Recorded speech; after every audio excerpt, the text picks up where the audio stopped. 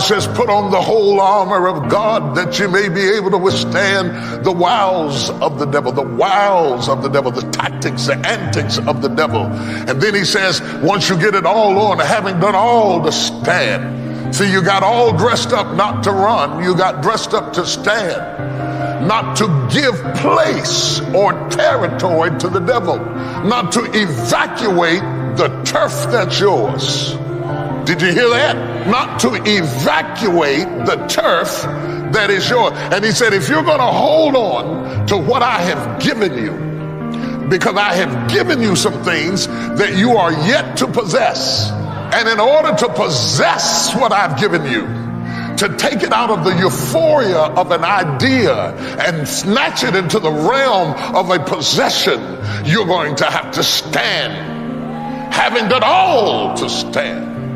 That's your willpower, your strength, your might, your intensity, having done all to stand. The first stand belongs to you. You have to do that. Stop asking God to make you stand if you're not willing to stand. You have to have an investment in what God has given you, and having done all to stand. You won't get to the second stand until you run out of the first one. Having done all to stand, then it says, stand therefore with your loins girt about with truth.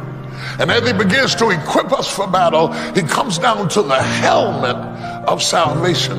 How important is it to protect your head when the weapons of our warfare are not carnal but mighty through God for the pulling down of strongholds? Look at how we got to fight for the pulling down of strongholds, casting down imaginations and every high thing that exalteth itself against what?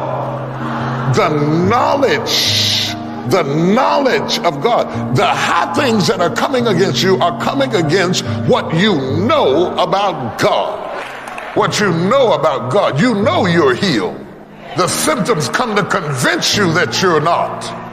You know you're free. The enemy comes against your freedom to convince you that you don't have what God has already released you. The Bible calls his attack imaginations. You're being fought by imaginations, shadows and ghosts. Some of you are stressed to death over what ifs and maybes. You've been stabbed by suppose. You lay in the bed wrestling with ghosts of what ifs and maybes and suppose and I think and I heard and I felt, and you wake up tired in the morning because you might have slept but you didn't rest, because all in your sleep you've been fighting. The Bible says there is a helmet that will protect your head. Head speaks to leadership. Head speaks to government. Most people are living their lives from a heart place, not a head place. They are so engrossed with what the heart feels that they have not covered what the head thinks. Most people are governed by their emotions. They're having a heart experience in a head fight. You will never win a battle if you're having a heart experience in a head fight. You're telling the enemy how you feel has nothing to do with what you know. And if you're going to deal with a knower, never approach a knower with feelings. You got to approach a knower with facts. The enemy wants to cut off your head and leave you with feelings. Real decisions that move your life along are not coming out of your emotions, they're coming out of your head. Real opportunities that God would open up for you have to come out of your head and not out of your feelings.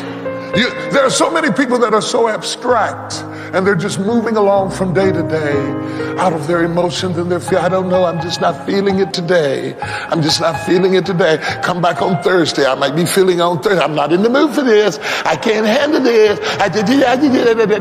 And every time you do it, you are canceling out opportunities, because it is with the mind that we serve the Lord.